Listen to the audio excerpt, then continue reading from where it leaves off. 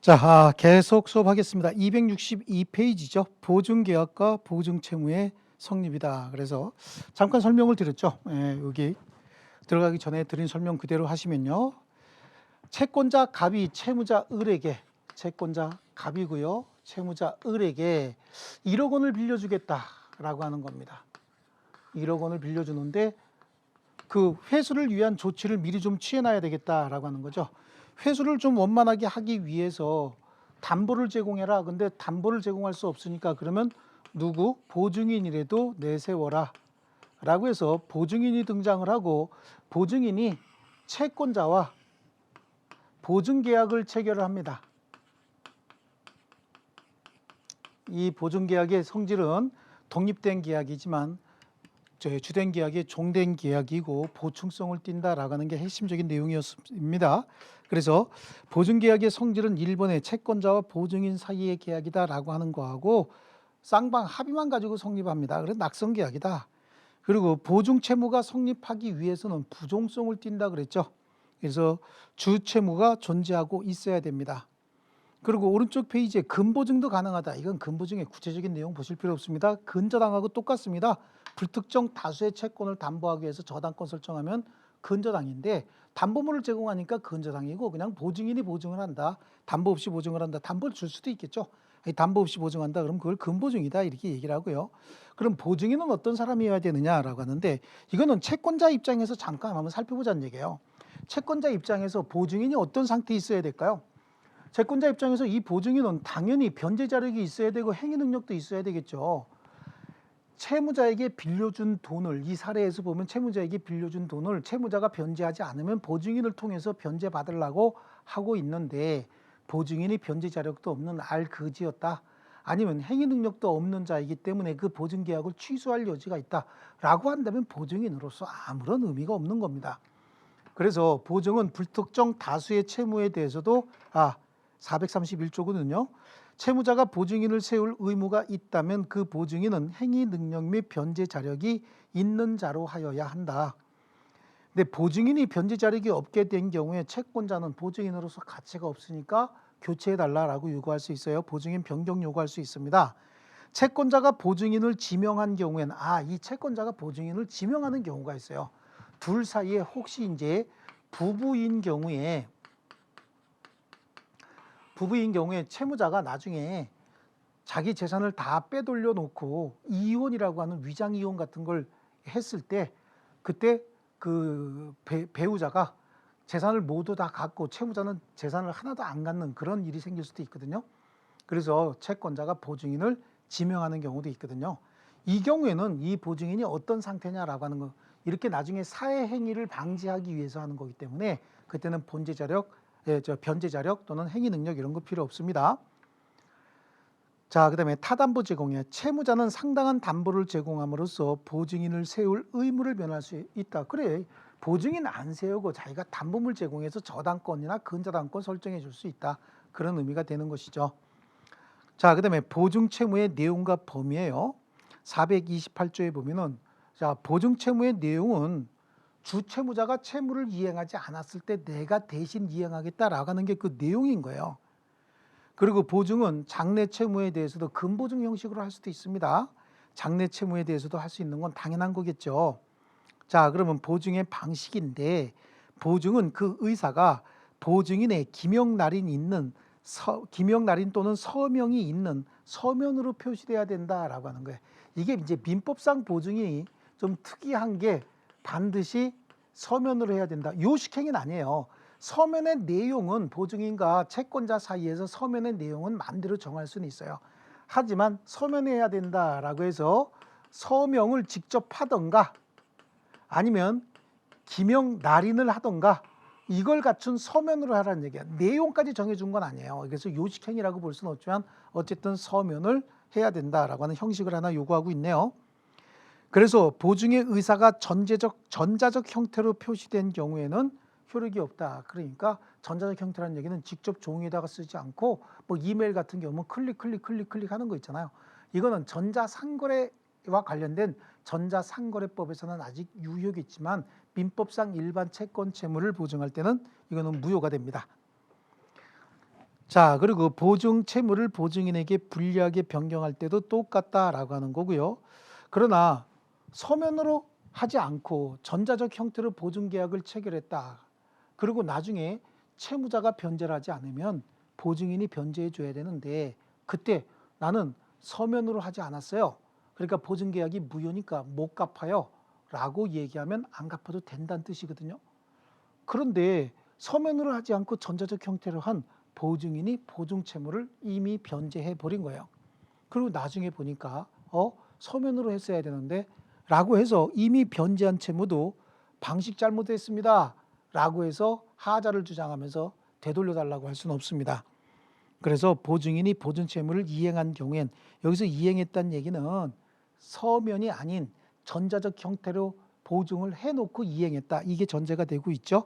그럼 그 한도 내에서 1항과 2항에 따른 방식의 하자, 즉 서면으로 하지 않았다라는 이유로 무효를 주장할 수는 없는 겁니다. 자, 넘겨보시겠습니다.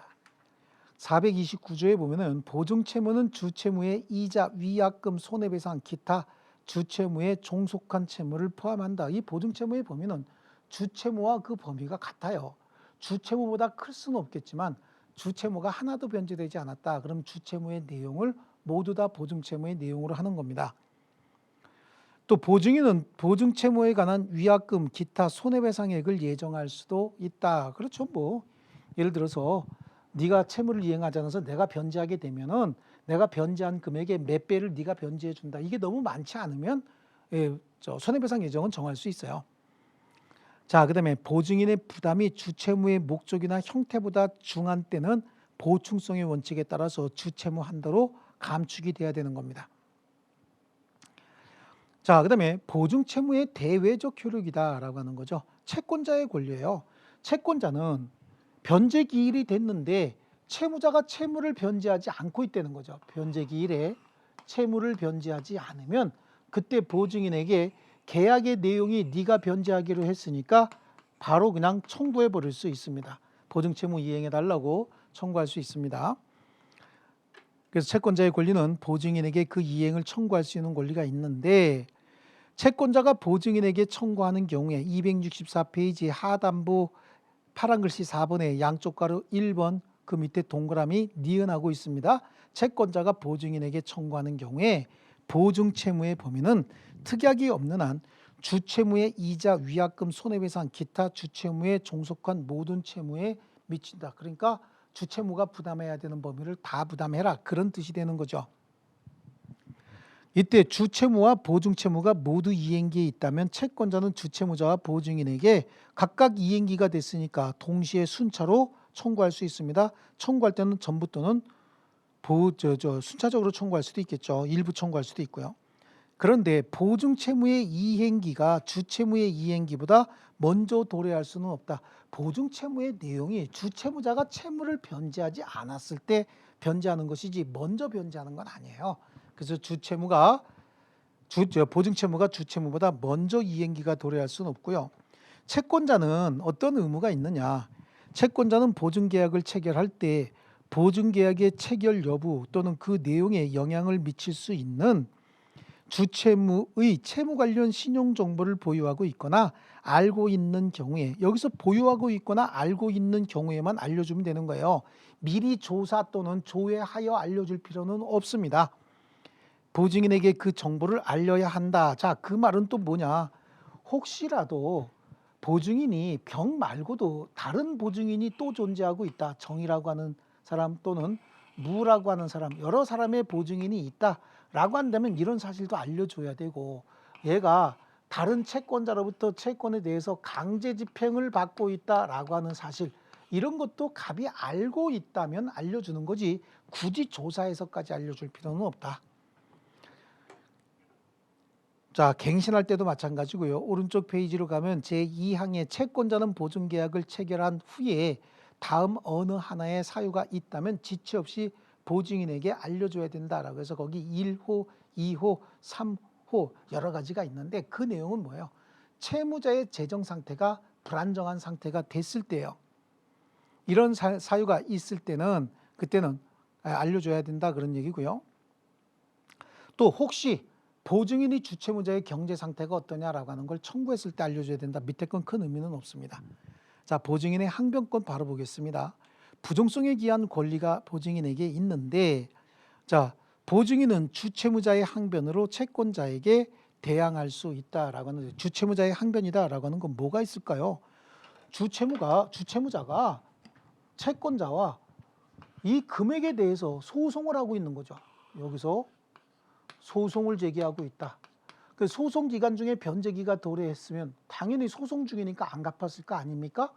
그랬더니 갑이 변제기일에 채무자가 안 갚으니까 보증인 네가 갚아라라고 얘기하면 보증인도 주채무자가 소송 중이니까 못 갚아라고 할 수 있는 이 권리를 보증인도 소송 끝날 때까지 나도 못 갚아라고 항변할 수 있다는 얘기죠.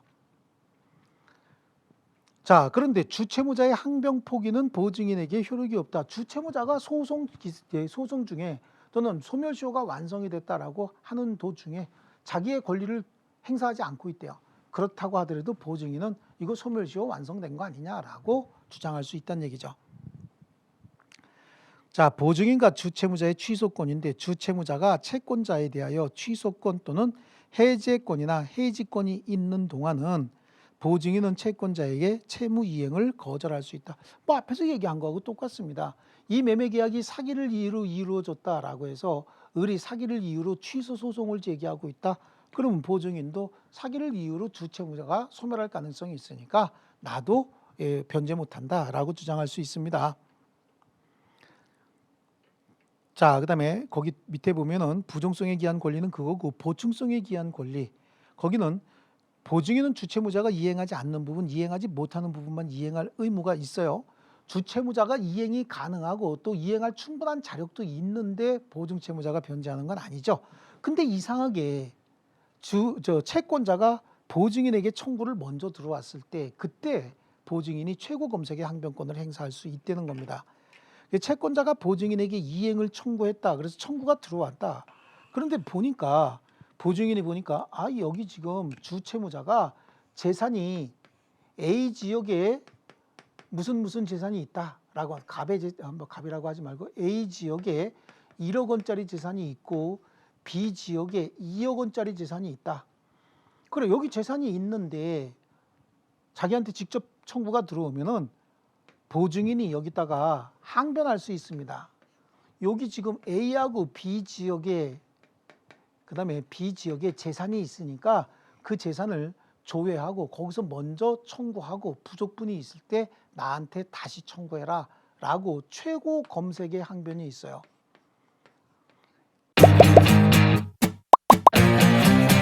에듀윌 유료 회원만의 특별한 서비스.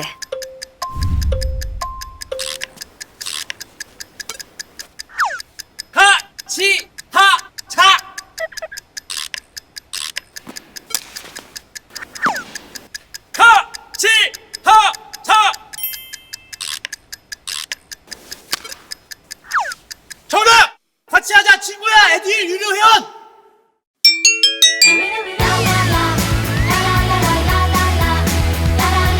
친구 소개하고 현금 받는 혜택. 오직 에듀윌 유료 회원에게만. 에듀윌.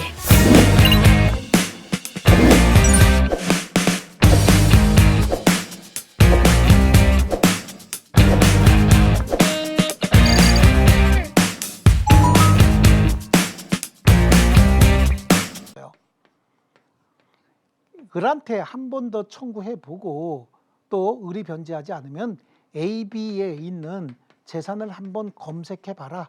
최고 검색의 항변권을 행사할 수 있어요. 최고 검색의 항변권을 이제 7월 1일 날 행사를 했고 그럼 최고 검색을 해야 되는데 갑이 최고 검색을 8월 1일 날 했어요. 그런데 을이 이 재산을 처분한 날이 7월 15일 날 처분을 했다라고 하는 겁니다. 만약에 갑이 보증인의 최고 검색의 항변에 의해서 바로 재산을 조회하고 혹시 강제 집행을 했다면 여기서 충분히 자기 채권의 변제를 받을 수 있었을 텐데 이를 하지 않았다는 얘기예요. 그럼 8월 1일 날 검색하면 재산 없을 거 아니겠습니까? 이때는 보증인이 네가 검색을 늦게 하는 바람에 이런 일이 벌어졌으니까 나도 돈 못 갚아라고 항변할 수 있습니다. 그래서 보증인은 주채무자의 변제 자력이 있다는 사실, 또 그 집행이 용이할 것을 증명해서 어디 재산이 어떻게 있으니까 그냥 가서 집행해봐 이렇게 요구하는 거 아니겠습니까? 이거를 입증해서 먼저 주채무자에게 청구할 것, 그다음에 그 재산에 대해서 집행할 것을 항변할 수 있다. 그런데 연대 채무자에게는 이런 항변권이 없어요. 그다음에 438조의 전조 규정에 의한 보증인의 항변에도 불구하고 채권자의 혜택, 채권자 혜택은 이렇게 꿈지렁거렸다 그런 얘기죠. 꾸물꾸물거렸다는 얘기예요. 그래서 채권자의 혜택으로 인하여 채무자로부터 전부 또는 일부의 변제를 받지 못했을 때 채권자가 혜택하지 아니하였으면 변제받았을 한도에서 보증인은 그 의무를 면하게 된다. 자, 그다음에요. 맨 밑에 3번에 보면 채권자와 주채무자 또는 채권자 보증인 사이에 채권 채무 관계의 변동이 생겼다. 그럼 채권 채무 관계의 변동, 혹시 갑하고 을 사이에 을이 채권 채무 변제를 통해서 채무가 5천만 원으로 줄었다.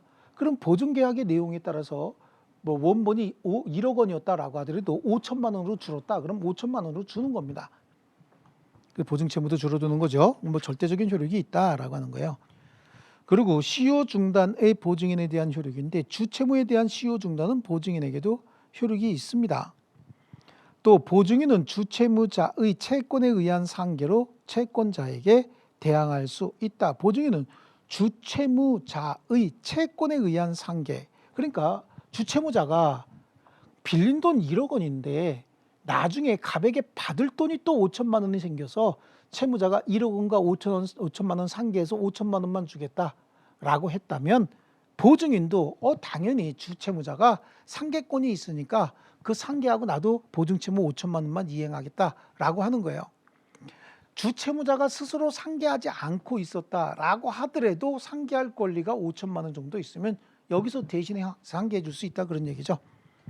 그래서 보증인은 주채무자의 채권에 의한 상계로 채권자에게 대항할 수 있다라고 하는 정도 보시고요. 보증채무의 대내적 효력이다라고 하는데요. 자, 보증채무의 대내적 효력 복잡하니까 이제 이쪽에다가 하나 다시 그리겠습니다.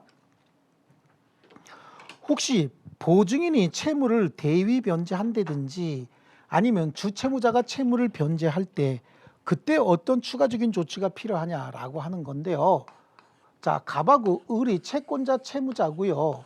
병이 보증인이었다라고 한다면 보증계약 이렇게 체결했다. 뭐 그냥 이렇게 간단하게 그리겠습니다. 이렇게 보증계약을 체결했다. 그럼 이 채권이 1억 원이었다라고 하는 겁니다. 1억 원의 채권 채무 관계가 있었고요.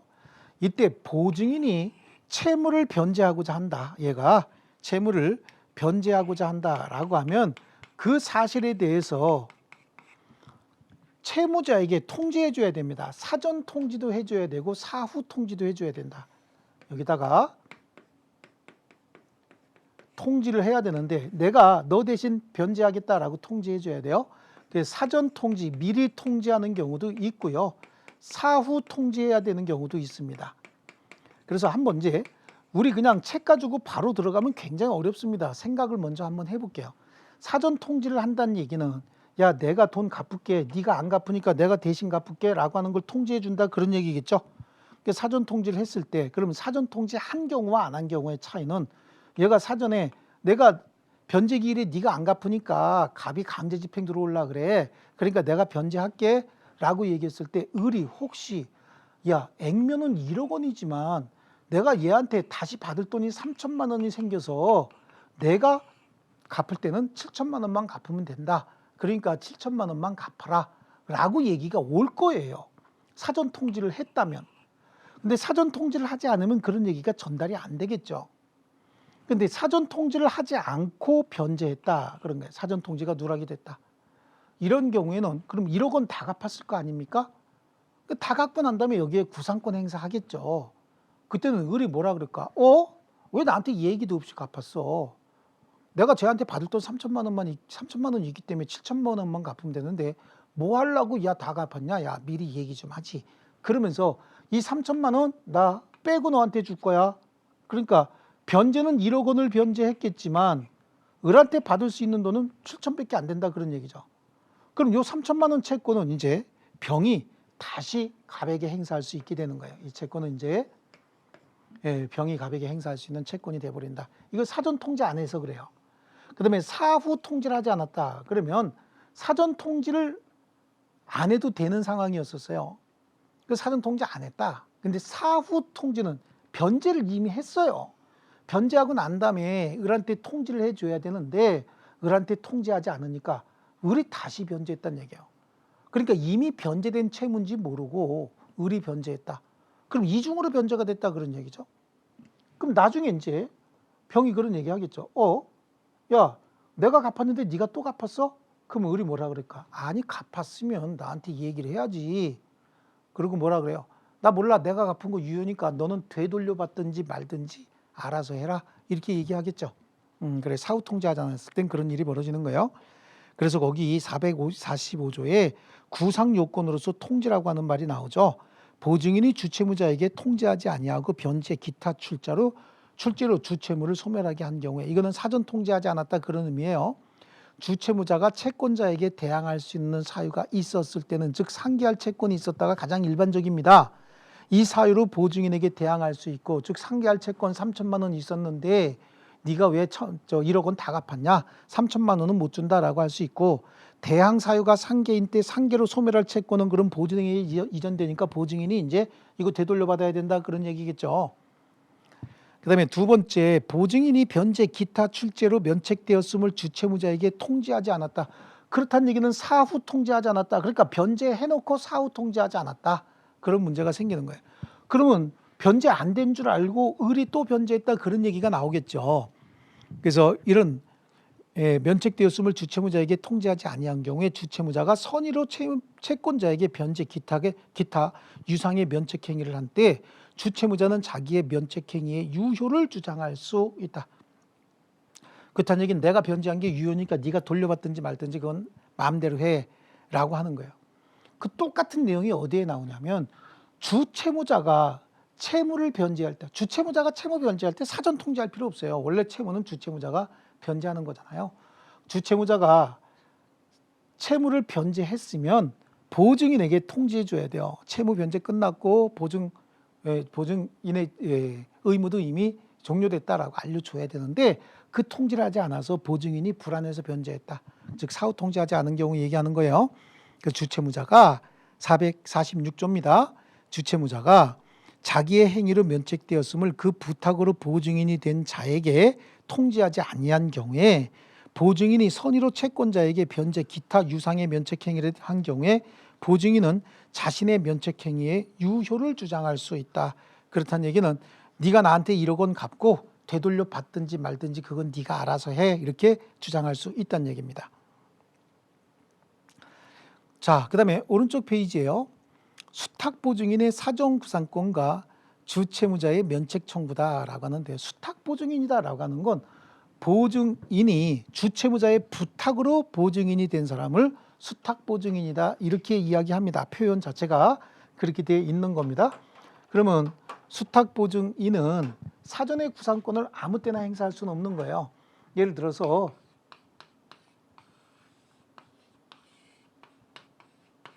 자, 이게 이제 주채무라고 얘기를 하고요. 보증채무는 이렇게 보증인하고 계약을 체결을 했는데, 이 보증인이 채무자의 부탁으로 보증인이 됐다라고 하는 건 수탁보증인이죠. 수탁보증인이 됐다라고 하는 거죠. 수탁보증인은요, 주채무자가 변제하지 않은 부분 또는 변제하지 못하는 부분만 변제하면 되는 거예요.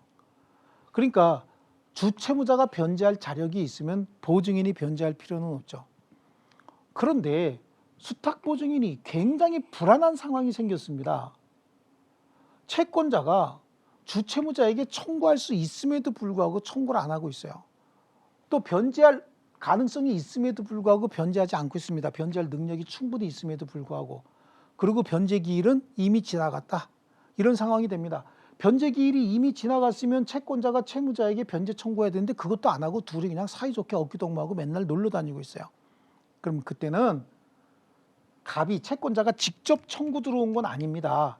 이렇게 직접 청구 들어온 건 아니지만 불안한 병이 여기다가, 야, 내가 지금 아직 변제하진 않았지만 곧 변제할 상황이 될 것 같으니까 미리 나에게 구상을 좀 해다오 라고 해서 사전에 구상권을 행사할 수 있다라고 하는 거예요. 이 사전의 구상권은요, 4가지 원인에 의해서 발생할 수 있어요. 아직 변제가 이루어진 건 아닙니다. 수탁보증인이 아직 변제한 건 아니다. 아직 변제가 이루어진 상태는 아니다라고 하는 거예요. 하지만 사전의 구상권을 행사할 수 있는데, 사전의 구상권 행사할 수 있는 게 보증인의 잘못 없이 변제 재판이 진행 중이다라고 하는 거예요. 그럼 재판이 확정이 될 때까지는 아직 변제하지 않은 거죠. 근데 그 재판 경과 과정 보니까 분명히 질 것 같아요. 그러면 재판이 확정되기 전이지만 좀 미리 좀 네가 나에게 갚아줘라. 내가 어차피 갚아야 될 것 같다라고 하는 겁니다. 자, 그 다음에 5년이 지났다라고 하는 거죠. 보증계약 체결 후 5년이 지났다는 얘기예요. 자, 변제기가 확정되지 않았습니다. 또 확정할 수도 없는 채권을 보증을 했다는 거예요. 그런데 보증계약 체결 후 5년이 지났음에도 불구하고 안 갚고 있다. 그럼 이건 굉장히 오래된 거 아닙니까? 그러면 야, 이미 5년 지났다. 웬만하면 양심껏 좀 갚아주던가, 갚기 싫으면 나중에 나한테 청구 들어오면은 그때 내가 감당하기 힘드니까 지금 너 변제 자력이 있을 때 나에게 미리 좀 구상 좀 해다오 라고 하는 겁니다.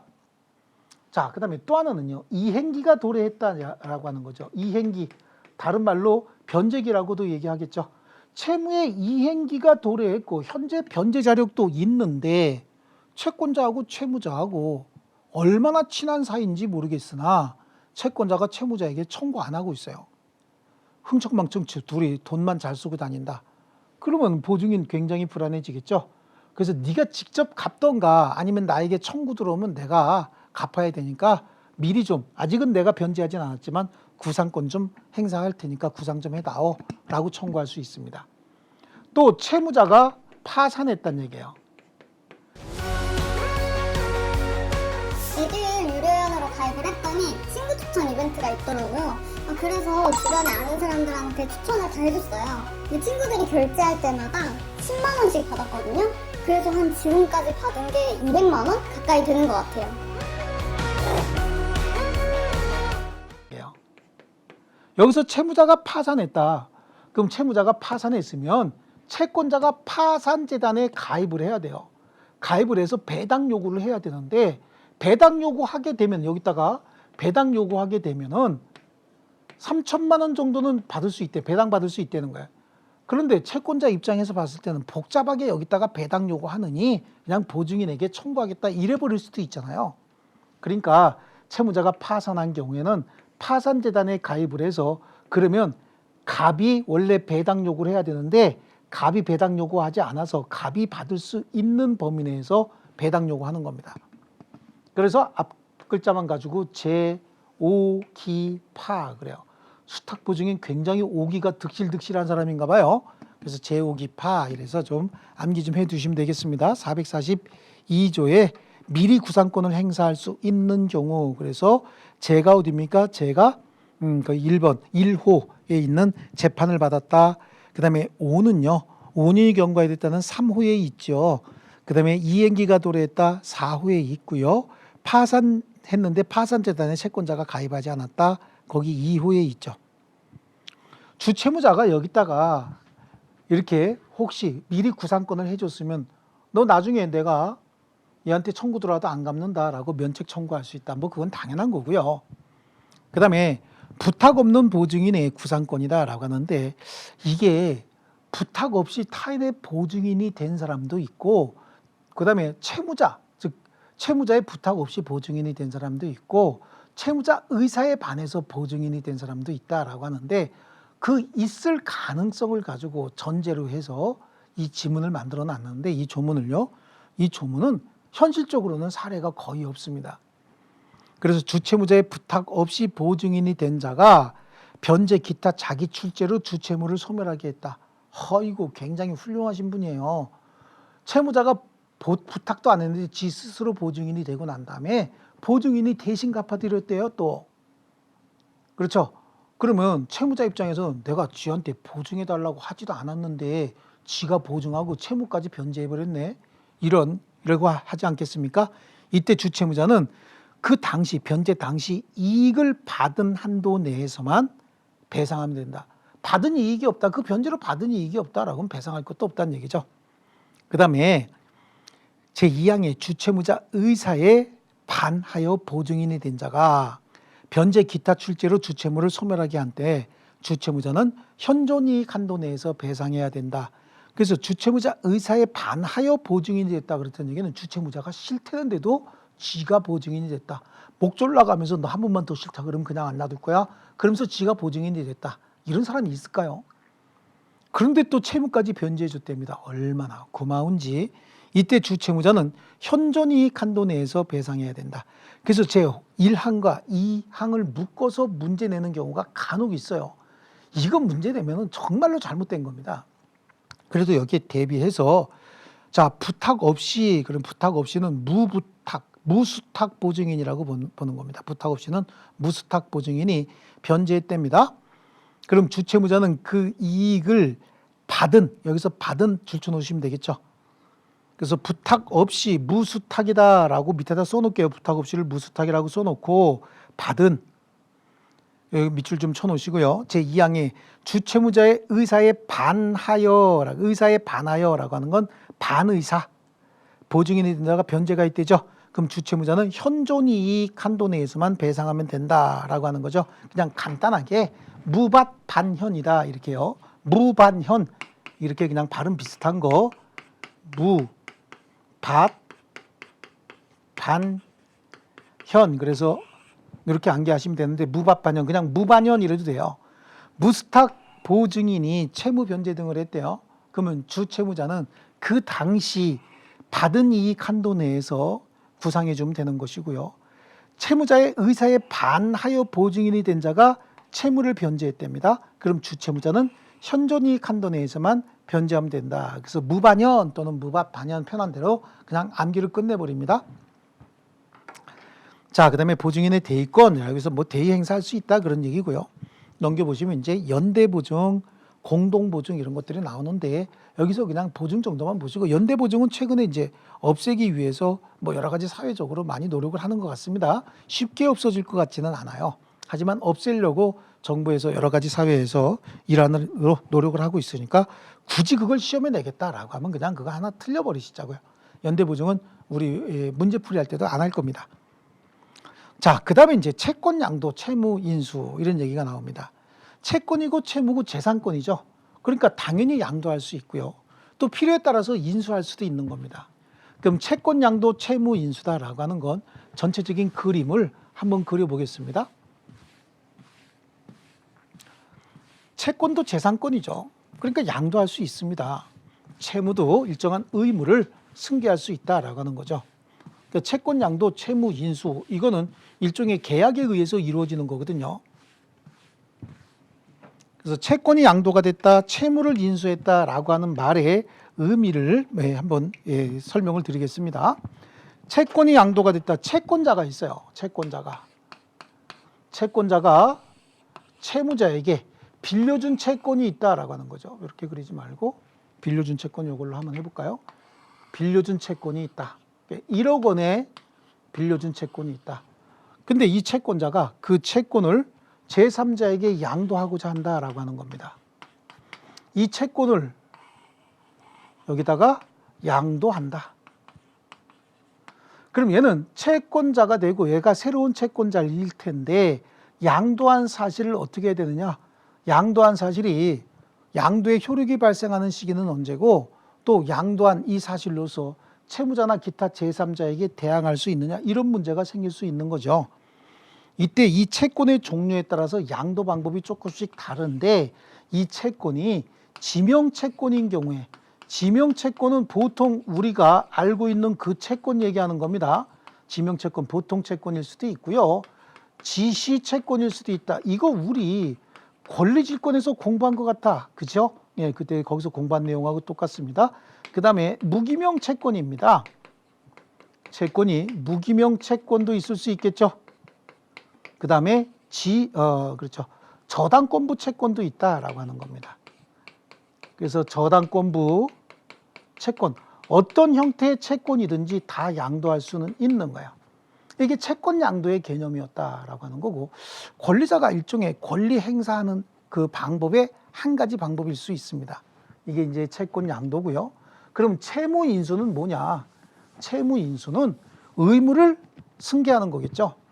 자, 그러면 여기서 갑하고 을 사이에 그대로 놓고 한번 설명을 드리겠습니다. 자, 갑이고요. 갑이 채권자고 을이 채무자다라고 가정을 합니다. 빌려준 돈은 얼마냐? 1억 원이다. 1억 원. 1억 원을 빌려줬고 이렇게 여기다가 빌려줬습니다. 그러면 채권자고 채무자가 되겠죠. 이 채무자의 이행 의무를 승계받는 사람이 있다라고 하는 거죠. 이거를 채무인수다 이렇게 얘기를 하는 거예요. 이 채무인수인데, 채무를 인수하는 방법은 채무자와 인수인 사이에 이 두 사람의 계약에 의해서 채무를 인수하는 경우가 있고요. 또 채권자와 인수인 사이의 계약에 의해서 채무가 인수되는 경우도 있습니다. 이 두 가지 경우가 있을 수 있죠. 이 두 사람의 계약에 의해서 인수하는 경우가 있다. 자, 두 가지 방법이에요. 자, 그래서 요거 먼저 채권자와 인수인 사이의 계약으로 채무를 인수할 때, 그 다음에 채무자와 인수인 사이의 계약으로 채무가 인수가 될 때라고 얘기를 합니다. 그래서 얘를 인수인이라고 얘기를 하고 채무인수인이라고 얘기하고, 이거를 채권의 양수인이다라고 얘기를 해요. 채권 양도 채무인수다라고 해서 채권의 양수인. 자, 이렇게 얘기를 합니다. 채권 양도. 여기서 채권 양도는 채권 양도 방법하고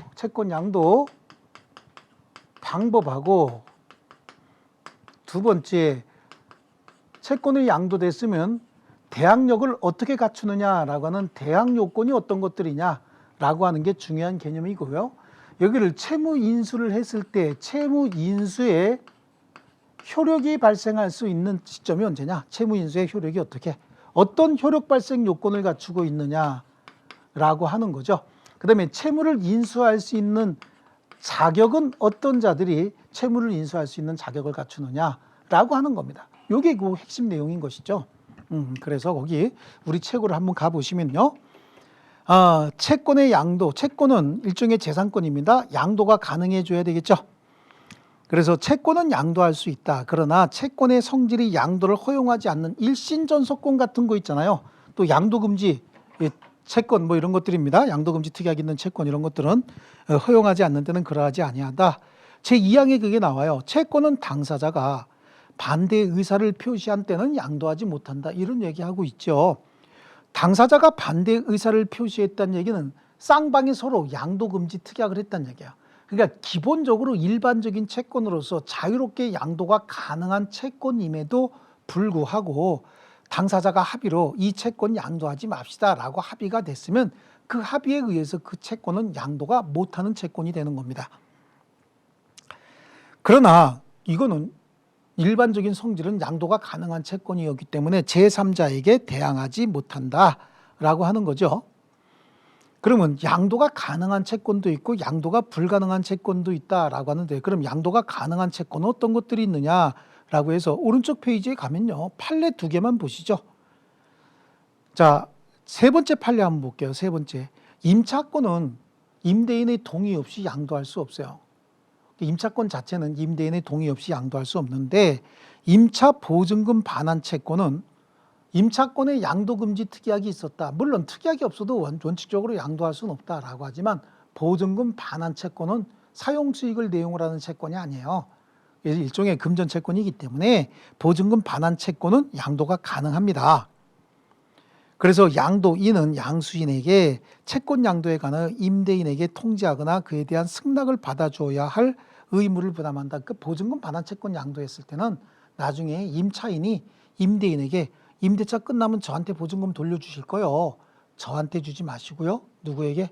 양수인에게 주세요. 라고 할 수 있는 거예요. 이게 일종의 지명채권이거든요. 그 지명채권을 양도할 때는 지명채권은 양도 계약에 의해서 그 효력이 발생을 합니다. 지명채권은 먼저 언제 효력이 발생하느냐? 지명채권 양도는요, 쌍방 간에 양도에 관한 합의, 즉 계약에 의해서 효력이 발생을 합니다. 그럼 누구하고 누가 계약한다는 얘기예요? 갑하고 병이 계약을 한다 그런 얘기죠. 그리고 지명채권을 양도됐다는 사실은 채무자에게 통지해 줘야 됩니다. 이 통지는 채권 양도에 대한 대항 요건을 갖추기 위한 거예요. 채권이 양도됐는데 양도된 사실을 채무자가 모르고 그전 채권자에게 채무를 변제해 버렸다라고 한다면 손해는 양수인에게 생길 수 있죠. 그 양수인은 강력하게 요구할 겁니다. 원래 이 채권 양도의 통지는 누가 하는 거냐면 채권의 양도인이, 그러니까 그전 채권자가 해야 되죠. 그래서 양도인이 통지를 해야 되는데 양도인이 직접 할 수도 있고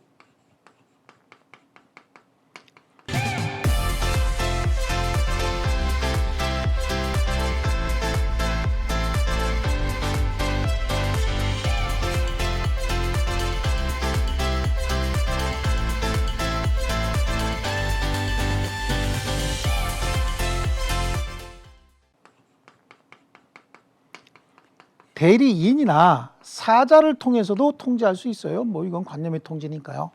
그러니까 대리인이나 사자를 통해서 할 때는 양수인이 대리인 또는 사자가 돼서 통지할 수도 있다 그런 얘기죠. 대부분 다 거의 양수인이 대리로 통지합니다. 왜냐하면 통지하지 않아서 혹시 을이 갑에게 채무를 변제하면 그 손해는 다 양수인에게 생기는 거거든요.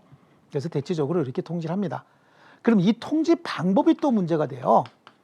이 통지라고 하는 건 대항 요건인데 통지 방법이 구두로 통지했다든지 아니면 서면으로 통지했는데 서면도 보통의 그냥 서면하고 공증, 이게 이제 확정일자 있는 증서다라고 하는데 공증 방식하고 다르죠.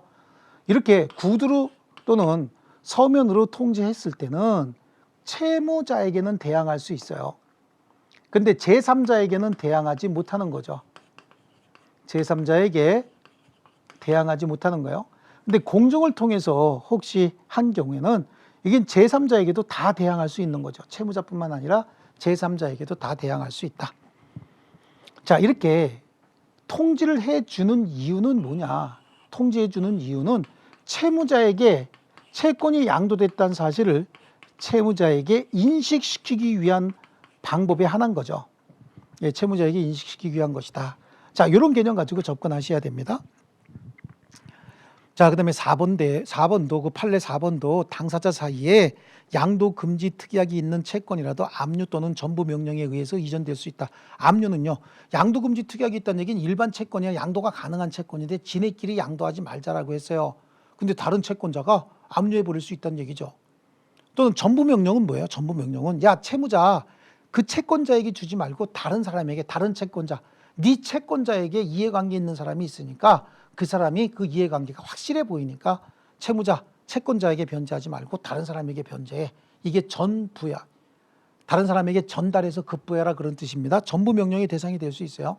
이 채권은 일반적인 채권이기 때문에 그렇습니다. 그 다음에 지명채권의 양도부터 보는데 지명채권은 일단은 양도 방법이 동그라미 3번에 나와 있죠.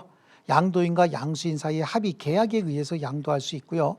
지명채권을 양도했으면 별도의 대항 요건이 필요합니다. 그 지명채권의 양도는 양도인이 채무자에게 통지하거나 채무자가 승낙하지 않으면 채무자, 기타 제3자에게 대항하지 못한다라고 하는 거고요. 전항의 통지나 승낙은 확정일자 있는 증서에 의하지 않으면 채무자 이외의 제3자에게 대항하지 못한다 그래요. 아예 통지를 안 했으면 대항을 누구에게도 못하는 거예요. 근데 통지를 하긴 했는데 구두나 일반 서면으로 했을 때는 제3자에게는 대항 못하는 거예요. 채무자에게는 통지했으니까 대항할 수 있겠죠. 하지만 확정일자 있는 증서가 이게 공정증서거든요. 이 경우에는 채무자 이외의 제3자에게도 대항할 수 있습니다. 자, 그 다음에 그러면 통지는 누가 하느냐? 채무자에게 통지하는 거고, 통지하는 자는 채권자나 양도인이나 양수인이 대리 방식으로 할 수도 있습니다. 그 다음에 451조에 보니까 다음 페이지요. 272페이지. 채무자가 이 일을 보류하지 않은 채 전조에 승낙을 했을 때 채권 양도 통지가 왔어요. 근데 둘 사이에 이제 복잡한 법률 관계가 존재할 수도 있는 거 아니겠습니까? 자, 둘 사이에 채권이 지금 발생한 지 3년 차 됐고 3년 차 이후에는 이자도 약정하기로 했다. 이자도 감액하기로 했고 변제 기일도 조건 없이 연장하기로 약속이 됐다. 그러니까 1년차, 2년차, 3년차까지 이자를 성실하게 납부하면 이자도 감액해 주기로 했고 변제 기일도 무이자로 연장해 주기로 했다. 뭐 이런 특약이 있었는가 봐요. 자, 이걸 전제로 한번 해볼게요. 그러면 채무자가 채권 양도 통지를 받았을 때 채무자가 알았어, 내가 너한테 갚을게 라고 승낙을 할 때는 그 대신 야, 너 있잖아, 이거 확실히 해야 된다 라고 이의를 제기해야 되는데 이러한 이의를 제기 전혀 하지 않았대요. 이렇게 승낙을 한 때, 아무런 이의 없이 승낙을 한 때는 양도인에게 대항할 수 있는 사유로서, 그 양도인에게 대항할 수 있는 사유는 이거잖아. 이자 줄어든다, 변제기일 이자 없이 연장된다 라고 하는 게 대항할 수 있는 사유잖아요. 그런데 이거에 대해서 언급이 없었대죠. 이런 사유로서 양수인에게 대항하지 못한다. 그러나 이제는 통지를 받고 승낙까지 했으면 이제 채권자는 병 아닙니까? 병이니까 기존에 가박이에 제공한 담보 같은 건 어떻게 해야 돼요? 당연히 회수해 와야 되겠죠. 그래서 회수할 수 있고 양도인에게 부담한 채무가 있으면 여기서 양도인은 갑입니다. 성립되지 아니함을 주장할 수 있다 그런 거고요. 양도인이 양도 통지만 했대요. 그 채권 양도 통지만 했다. 그럼 통지만 받았다. 그럼 승낙한 건 없다는 얘기죠. 그럼 의사표시 전혀 않고 있다는 얘기예요. 그럼 얘는 당연히 갑에게 줘야 될 채무만 병에게 부담하면 되는 거니까 이자 줄어든다, 변제기일 연장된다라고 하는 거 당연히 병에게 대항할 수 있다는 얘기죠. 이때는 그 통지를 받은 때까지 양도인에게 생긴 사유로서 양수인에게도 대항할 수 있고요. 이번엔 더 재밌는 게 양도인이 채무자에게 채권 양도 통지한 때 아직 양도되지 아니었거나 그 양도가 무효인 경우에는 선의의 채무자는 양수인에게 대항할 수 있는 사유로서 양도인에게 대항할 수 있다. 그 말의 의미는 말이 비슷한 말이 계속해서 반복해서 나오니까 짜증이 나는 건데 양도 통지했어요. 양도 통지했는데 둘 사이의 계약이 무효가 돼버린 거예요. 그럼 양도 통지 무효다라고 다시 통지해 줘야 되는데 그 통지는 하지 않고 있다는 얘기입니다. 그랬더니 을이 병과 합의에 의해서 채무 원본도 반으로 줄이고 이자도 반으로 줄여갖고 한꺼번에 변제해버렸다는 얘기예요. 이미 양도 통지 받았고 근데 양도 계약은 무효로 확인이 됐는데 그 사실을 모르고 이게 다시 통지받지 못하고 채무자가 새로운 채권자인 줄 알고 병과 합의에 의해서 채무 변제해버렸다. 그러면 그 사실로서 채권자 갑에게 대항할 수 있다는 얘기죠. 자, 그렇습니다. 그 다음에 그 밑에 이제 판례 이렇게 봤을 때 채권 양도에 대한 대항 요건으로서 1번 판례의 세 번째 줄 확정일자 있는 증서란 민법 부칙 3조에서 정한 증서, 즉 공정증서를 말한다 라고 얘기하는 거 그거 좀 줄쳐놓으시고요. 3번에 채권이 이중으로 양도된 경우에 그래요. 채권이 이중으로 양도됐다. 그러니까 갑이 재주가 좋은 사람이란 뜻입니다. 병에게도 양도하고 정에게도 양도하고 무에게도 양도됐다라고 하는 거죠. 양도한 날이 요거는 7월 1일 날 양도했고 요거는 6월 1일 날 양도했고 요거는 5월 1일 날 양도했다. 그럼 양수인 순위로 봤을 때는 무정 병의 순서인데 양도 통지는 확정일자 있는 증서는 얘가 통지한 날은 7월 2일 날 통지해서 을에게 도달은 7월 3일 날 도달을 했고 그 다음에 얘는요 7월 3일 날 통지를 해서 7월 4일 날 도달을 했고 그 다음에 무는요 7월 4일 날 통지를 해서 7월 5일 날 을에게 도달했다라고 하는 거예요. 여기서 중요한 날은 확정일자에 붙여진 날이 중요한 게 아니라 얘가 인식한 날입니다. 그러니까 채무자에게 도달한 날인 거죠. 그래서 채권이 이중으로 양도됐을 때 누가 가장 우선적으로 을에게 권리를 행사할 수 있느냐라고 하는 순위는 을에게 도달한 날 또는 을이 인식한 날이니까 병의 채권이 1순위겠죠. 여기가 2순위가 될 테고 여기가 3순위가 될 겁니다. 그 이야기 하고 있습니다. 채권이 이중으로 양도된 경우에 양수인 상호 간의 우열은 통지 또는 승낙에 붙여진 확정일자 선호에 의해서 결정되는 것이 아니라 채권 양도에 대한 채무자의 인식, 즉 확정일자 있는 양도 통지가 채무자에게 도달한 일시 또는 확정일자 있는 승낙 일시 선호에 의해서 결정이 된다라고 라고 하는 거죠. 예, 지금 이 설명하고 있어요. 그래서 채권 양도 통지는 채무자에게 인식시키기 위한 작업이다라고 하는 걸 기억을 하시면 되는 겁니다. 그 다음에 5번에 있는 얘기, 채권 양도 통지는 원래 누가 하는 거냐, 양도인이 해야 되는데 직접 할 수도 있고 대리인 사자를 시킬 수도 있기 때문에 양수인이 대리인 자격으로 또는 사자 자격으로 통지할 수도 있고, 이건 90% 이상이 저렇게 됩니다. 그 다음에 지시채권의 양도다. 이거 어음채권이잖아요. 지시채권은 배서해서 교부하면 되는 거죠. 그래서 273페이지 508조에 지시채권은 그 증서에 배서해서 양수인에게 교부하는 방식으로 양도할 수 있다. 그 다음에 환배서에 의해서도 할 수 있다라고 하는 거고요. 그런 정도 그냥 보시면 되고요. 넘겨보시면요. 지시채권은 어디서 변제해야 되느냐. 증서의 변제 장소를 정하지 아니한 때는 그래요. 증서의 변제 장소를 정하지 않았으면 채무자의 현 영업소나 주소지에 가서 변제하면 되는 겁니다. 그러니까 채무 변제는 채무자의 의무잖아요. 의무니까 채권자의 주소지에 가서 변제하는 겁니다. 영업소나요. 그리고 변제할 때는 그래요. 그러니까 지시채권은 우리가 앞에서도 잠깐 봤듯이 지시채권은 배서해서 교부하잖아요. 그러니까 이거 자체가 효력 발생 요건이면서 대항 요건인 거예요. 왜냐하면 지시채권에 있어서 채무자는 채권자가 증서를 제시해야만 채무를 변제할 의무가 있어요. 이것도 무기명 채권도 배서 없이 그냥 바로 교부하면, 무기명 채권도 채무자가 채무를 변제할 때는 채권자가 증서를 제시해야만 변제가 가능한 거거든요. 그래서 거기 519조에 그런 얘기예요. 채무자는 증서와 교환에 의해서만 변제할 의무가 있습니다. 그리고 증서의 변제 기한이 있는 경우에도, 자, 우리 지시채권의 증서에 변제 기일이 7월 1일로 되어 있는데 채권자가 8월 1일 날 제시를 했다는 얘기예요. 그럼 8월 1일 날 변제하면 되는 거예요. 왜? 증서와 교환에 의해서만 변제할 의무가 있거든요. 그럼 한 달 동안 이자는 어떻게 될 것이냐? 한 달 동안 이자도 안 줘도 관계없어요. 채권자가 제시해야만 변제받을 권리가 생기거든요. 그래서 증서에 변제 기한이 있는 경우에도 기한 도래 후에 소지인이 증서를 제시해서 이행을 청구한 때로부터 채무자는 지체 책임이 있다. 그 다음에 채무자의 조사할 권리예요.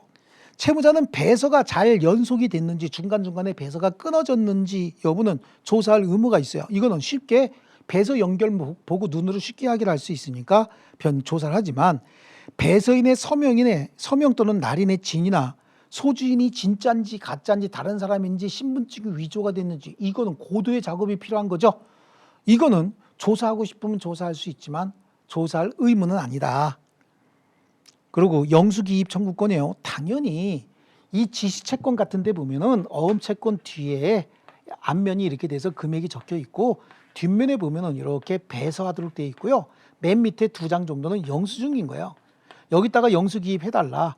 그래서 여기에 1억 원인데 여기 영수증에 5천만 원짜리가 하나 있고 3천만 원짜리가 하나가 있다. 그럼 5천하고 3천만 원은 변제된 채권이기 때문에 여기는 1억이라도 잔존 채권은 2억 2천만 원밖에 안 되는 거죠. 예. 그렇게 해서 영수기입을 청구할 수 있습니다. 그 뜻이 이제 동그라미 2번에 일부 변제의 경우에 채무자의 청구가 있으면 채권자는 증서에 그 뜻을 기재한다. 이거 일부 변제 아니겠습니까? 자, 그 무기명 채권도 양도할 수 있다. 그래서 무기명 채권은 양수인이 증서를 교부함으로써 양도의 효력이 있다. 그래요. 무기명 채권도 증서가 제시될 때만 변제할 의무가 있기 때문에 이 자체로서 효력 발생 요건, 대항 요건 다 갖추고 있는 거죠. 뭐 그런 정도고요. 저당권부 채권도 양도할 수 있다라고 하는 거, 뭐 그런 정도만 그냥 보시면 되겠습니다. 자, 쉬었다가 다음 시간에 채무 인수에 관해서 하겠습니다. 채무 인수는 요 내용 가지고 설명을 드리겠죠. 자, 쉬었다가 계속하겠습니다.